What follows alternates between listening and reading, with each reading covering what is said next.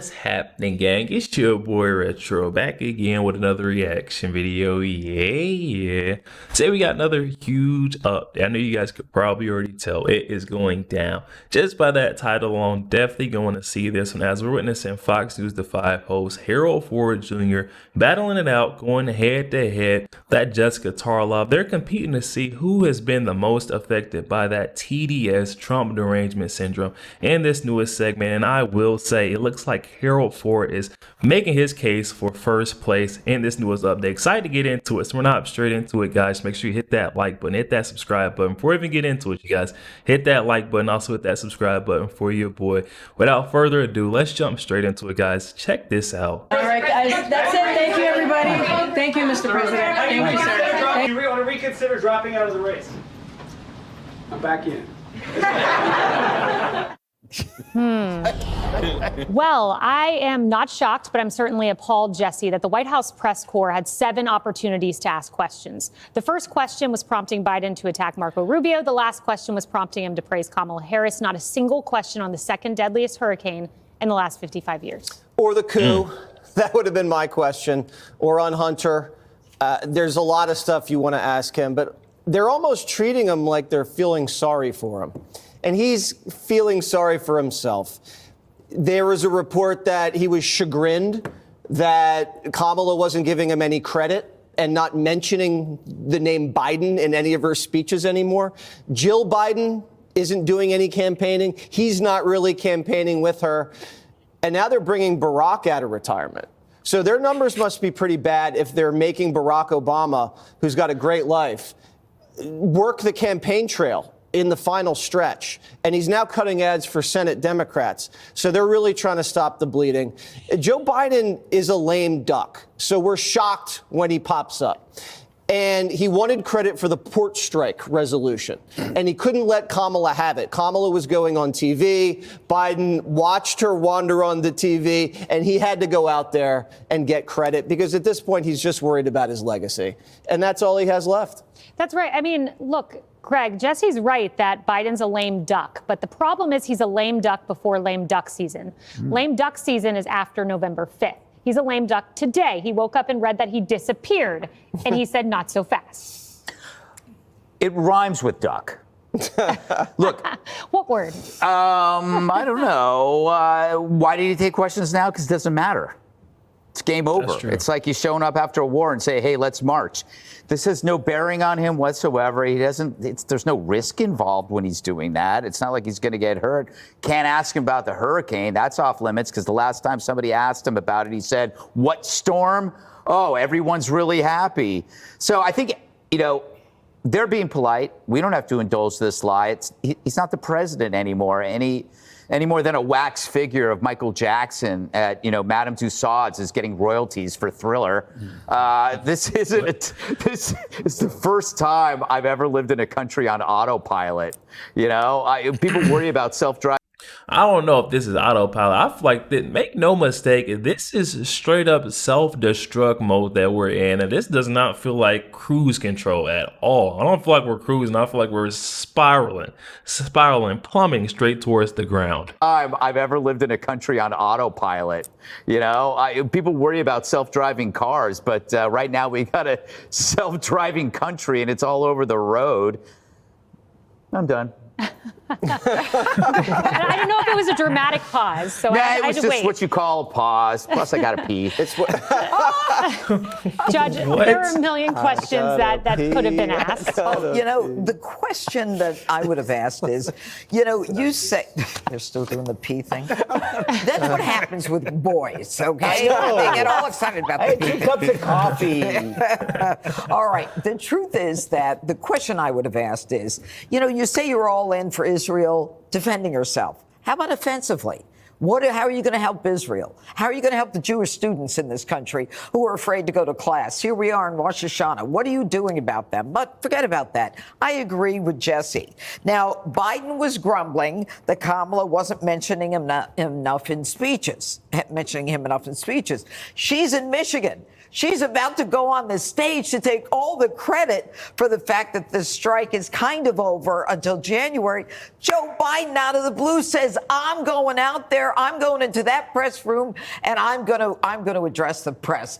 That's a great point that Judge Janine brings up. I feel like I'm feeling that same type of heat or tension in the air with the whole Kamala Harris campaign. Joe Biden is finally waking up from that slumber, and he's not happy with the way he was just thrown into the streets or rolled underneath the bus.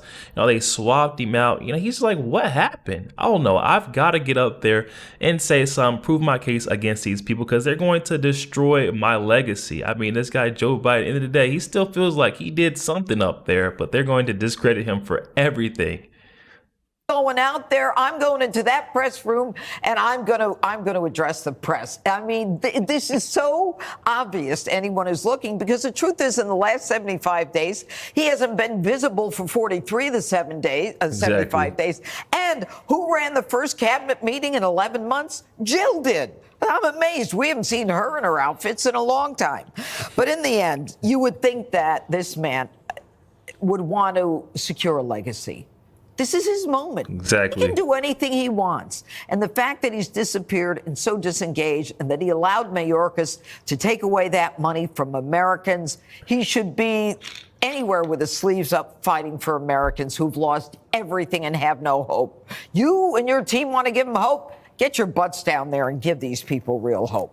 Absolutely. So there, Harold. I mean, Harold. Me and Judge Janine on the same page, the same exact book today. I'm telling you right now, Joe Biden, he's trying to wake up. He's trying to do something this last effort. I just feel like it's a little too late.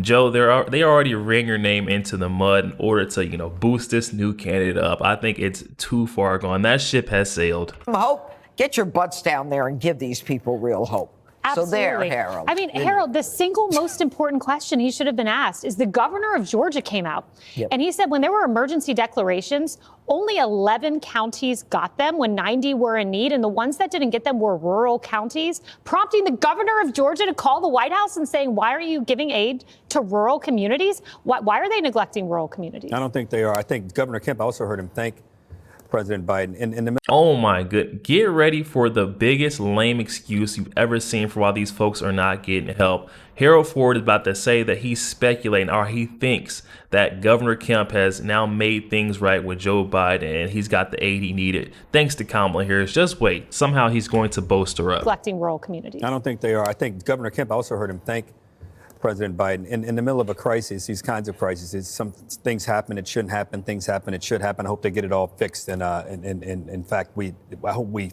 fund FEMA the way we should fund FEMA. But let me get back. I told you guys, Harold Ford Jr. is the biggest excuse maker I've ever seen. I mean, come on. He always wants to, get the takeaways. Do a lessons learned, what we can do moving forward. No, we need to start being more prepared, for situation, disaster to strike. It just seems like every single time something happens, we're twiddling our thumbs. We don't even have procedures or protocols in place, and we need to properly fund FEMA. I mean, come on, you guys. I can't get this going. And in fact, I hope we fund FEMA the way we should fund FEMA. But let me get back. I have a slightly different opinion. I thought President Biden looked good today. I thought he sounded good. He was lighthearted when he needed to be lighthearted. He was serious when he needed to be serious. We have to remember, we had our hostages released from Russian custody. Our own Evan, Paul Whelan was released as well. I thought President Biden was great that night on the tarmac. I thought Vice President Harris was not especially articulate that night, but he was fantastic.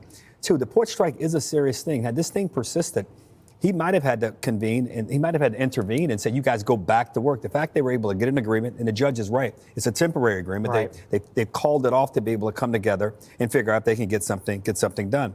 Finally, I just think that when we talk about Israel, there are 12 naval assets in the region.